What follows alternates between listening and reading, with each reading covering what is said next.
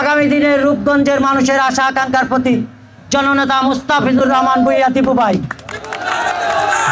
আজকে আমি একটি কথাই বলতে চাই, আমরা দীপু ভাইয়ের নেতৃত্বে আগামী দিনে আমরা রূপগঞ্জ উপজেলা যুবদল রূপগঞ্জবাসীকে সাথে নিয়ে এবং আমাদের বিএনপি অঙ্গ সংগঠনের সকল নেতাকর্মীদের সাথে নিয়ে আমরা ওনার হাতকে আরো শক্তিশালী ও বেগবান করার জন্য আমরা কাজ করার প্রত্যয় ব্যক্ত করেছি।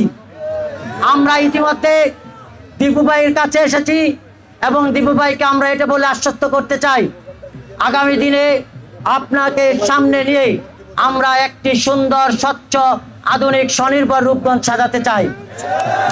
তো আমি দীপু ভাইয়ের দৃষ্টি আকর্ষণ করে একটা কথাই বলতে চাই, পুরো রূপগঞ্জবাসী এখন আপনার উপর আশা আকাঙ্ক্ষা নিয়ে দাঁড়িয়ে আছে।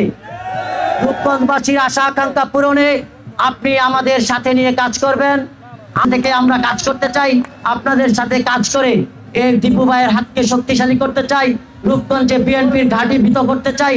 আপনারা আপনাদের প্রত্যেকের জায়গা থেকে আমাদের সহযোগিতা করবেন।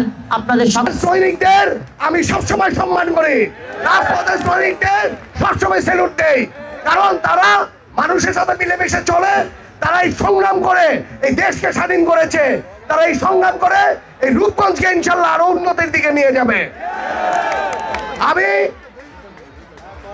তোমরা যেভাবে করে কাজ করেছো, তোমাদের মূল্যায়ন অথবা তোমাদেরকে নিয়ে ইনশাল্লাহ এই স্বপ্নের রূপগঞ্জ ইনশাল্লাহ আমরা সবাই মিলে আমরা চিন্তা করি এই রূপগঞ্জের প্রতিটি মানুষের ঘরে ঘরে ইনশাল্লাহ শান্তি থাকবে।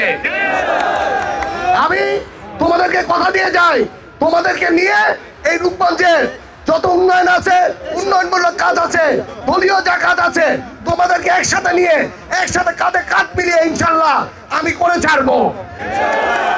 যাক, তোমরা এসেছো, আমি আশা করব যে আমরা সবাই একসাথে মিলেমিশে এই দেশকে করব।